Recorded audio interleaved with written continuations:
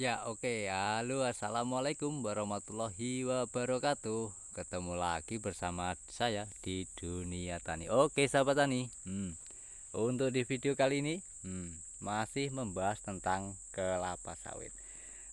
Jadi 3 jam yang lalu, 11 jam yang lalu itu ada yang komentar apapun jenisnya tanaman, entah itu terong atau apa namanya timun, buah alpukat, buah jambu, itu dia eh, panen buahnya. Ya bener, berpanen buahnya. Tapi dengan kelapa sawit ini kenapa kok harus menyimpan daunnya gitu kan? Komentarnya begitu intinya.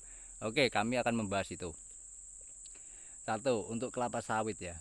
Untuk kelapa sawit, kalau ini harus diluruskan dalam garis besarnya, kalau masih di umur 5 tahun ke atas itu wajib untuk menyimbangi antara daun ya, daun supaya apa, supaya nanti itu loh, apa batangnya itu loh biar besar, itu loh maksudnya. Itu jadi bukan kita harus menyimpan daunnya, itu enggak, maksudnya di tanaman yang masih umur 5 tahun ke atas.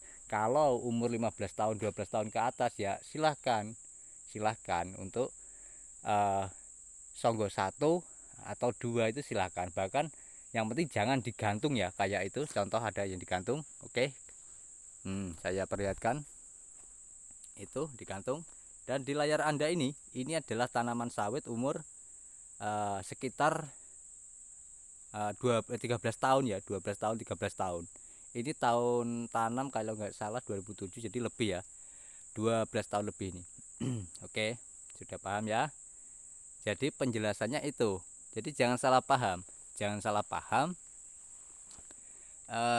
Di video saya yang 2 hari yang lalu ya, 2 hari yang lalu itu ada komentar apapun jenis tanamannya ya, kalau buah alpukat, buah apa pepaya atau buah jambu itu memang dicari buahnya sama kayak kelapa sawit, tapi beda. Kelapa sawit ini yang dicari minyaknya, bukan buahnya ya. Sekali lagi, bukan buahnya tapi minyaknya. Tapi kalau buah kayak alpukat itu kan jauh beda ya dengan kelapa sawit itu. Ya kalau di Malaysia memang ya dia sistem apa pemanennya turun buah turun pelepah itu, karena jenisnya di sana itu apa, jenis sawit king musang, jadi itu sangat tahan terhadap overpruning, tahan ya. Jadi untuk saudara kita yang ada di Malaysia sudah jelas ya penjelasannya tentang itu. Jadi jangan salah paham dengan video saya yang 2 hari yang lalu. Jadi penjelasannya itu, kita wajib menyimpan daun atau pelepahnya itu masih umur 5 tahun ke atas. Fungsinya untuk apa? Untuk bisa batang ini besar. Jadi nanti kedepannya itu akan besar seperti ini. Nah, lihat sebesar seperti ini ya. Ini karena perawatannya dari itu, dari masih umur 5 tahun ke atas itu dia songgonya 3 itu loh. Maksud saya itu ya, sudah jelas ya. Jadi maksud saya ya supaya kita tidak supaya apa? Batangnya ini besar, satu triknya ya. Kedua, kita kan eh, nggak apa namanya, batangnya aja tapi buahnya, supaya buahnya itu nanti bisa stabil normal dan jarang untuk mengetrek, itu jarang. Karena dari awal kecilnya itu nggak dibikin stres itu loh, nggak dibikin apa namanya batang pokokan sawit ini kayak botol itu. Enggak. Contoh di sana itu tuh sampai ujung atas sampai bawah kan normal ya, itu sama ini juga normal, dari ujung bawah sampai ke atas ini kan besarnya normal karena ini perawatannya rutin. Satu, dan pupuknya itu pun rutin itu loh ya. Jadi itu, ini masih di tanah pasiran, kenapa bisa hijau kayak gini, ayo. Nah, perawatannya sangat simpel karena di buah pasir ini, lihat. Nah, di bawah ini adalah bekas janjangan kosong ya, yang sudah jadi pupuk, ini sangat subur sekali. Jadi ini fungsinya untuk janjangan kosong. Itu sangat bagus di pasiran karena bisa menjadi pupuk ini, pupuk organik. Ya.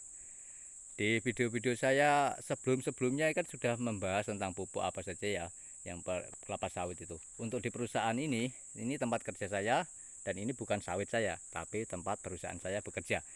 Oke, tidak saya sebutkan nama perusahaannya, tapi ini saya yang mengurusnya. Oke, nah, jadi bisa hijau kayak gini. Itu karena pupuknya terutama itu pupuknya organik. Jadi ini jangan kosong ini. Jangan kosong ini sangat membantu di tanah pasiran. Oke, sudah jelas ya. Semuanya sebenarnya sudah dibahas di video saya sebelum-sebelumnya. Jadi mohon maaf jika ada salah kata ya atau menyinggung perasaan teman-teman. Saya tidak bermaksud untuk menyinggung. Oke. Nah, hanya untuk mengedukasi, menjelaskan kalau tanaman sawit itu begini loh. Kalau umur segini kita harus begini loh. Gitu aja ya. Dan untuk umur ini yang sudah di 13-an ke atas ini itu sangat simpel perawatannya. Jadi kita tidak perlu banyak mengeluarkan biaya karena dari produksinya aja sudah melebihi dari budget untuk perawatannya itu. Ini sudah enak-enaknya. Nah, untuk mencapai kayak ini dulunya juga begitu. Dulunya itu juga begitu, susah gampang ya.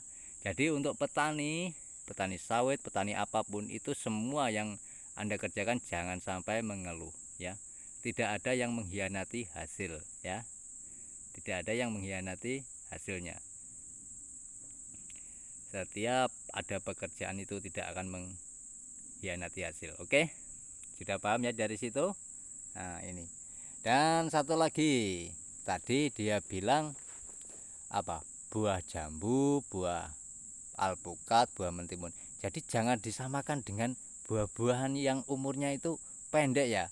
Nah, contoh kalau kelapa sawit ini kan jangka panjang ya umurnya. Ini adalah tanaman tahunan. Jika sama kayak alpukat juga tahunan. Cuman kalau buah alpukat dia harus jangan banyak ranting, jangan banyak boleh banyak ranting, cuman ada triknya. Triknya apa? Triknya itu adalah di pruning secara rutin itu ya. Di pruning secara rutin supaya apa? Buahnya itu banyak.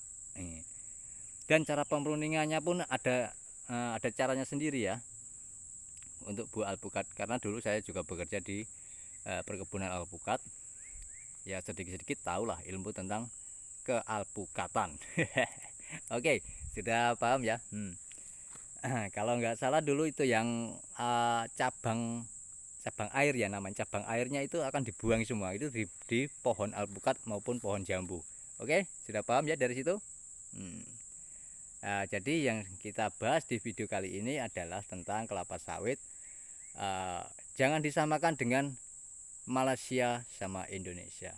Kalau Indonesia itu sering gimana ya? Kalau Indonesia itu mengutamakan keselamatan. Jadi di sini semuanya safety. Jadi untuk kelapa sawit juga kita harus ada safety-nya untuk buahnya apa. Ya, gitu. Kalau yang di atas ini, contoh ini. Nah, ini adalah contoh yang tidak benar. Kenapa? Digantung. Ini akan berpengaruh pada tonase dan TBS-nya. TBS-nya itu pasti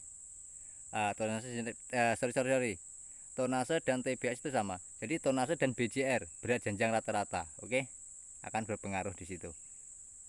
Oke, semoga bermanfaat ya bagi petani sawit. Salam dari saya dari dunia kebun. Semoga sejahtera ya petani sawit.